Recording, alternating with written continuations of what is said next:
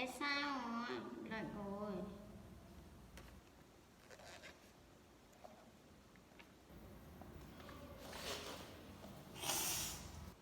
lại rồi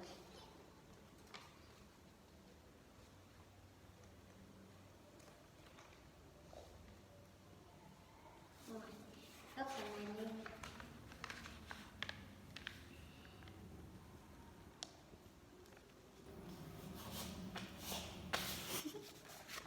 kia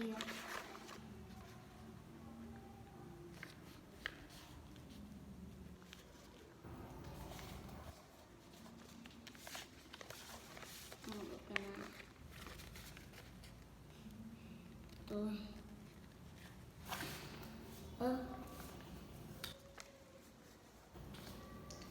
đây bày cái này cho dễ nhỉ, cái này cho được cái gì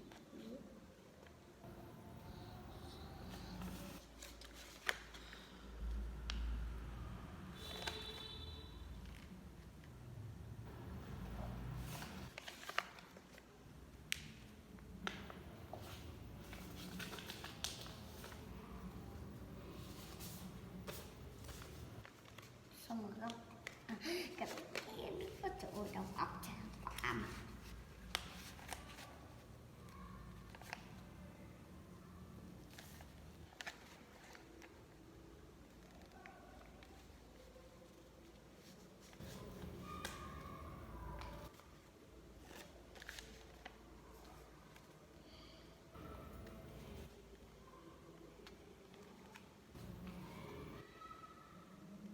gấp cái này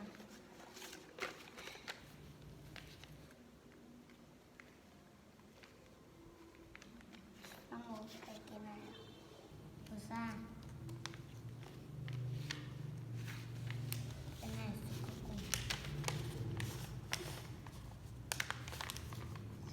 riêng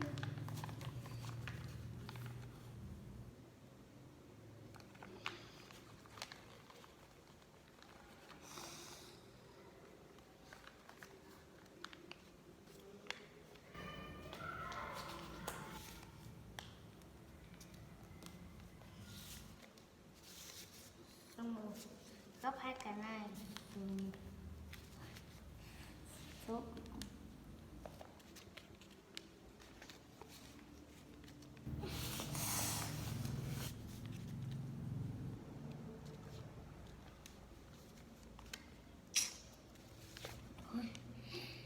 gấp lại cái này đi xong rồi thì gấp cái khác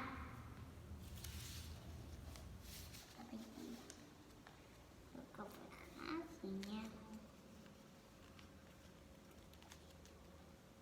bay lên nào này bay lên nào này bay ra ngoài xong rồi gấp cái này lên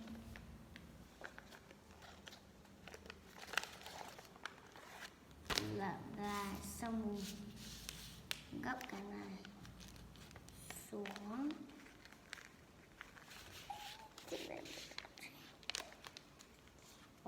xong rồi gấp cái này vào trong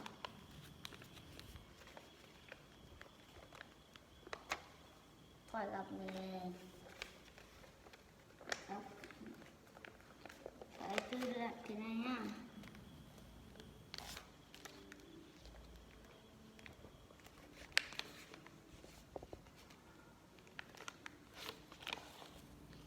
kia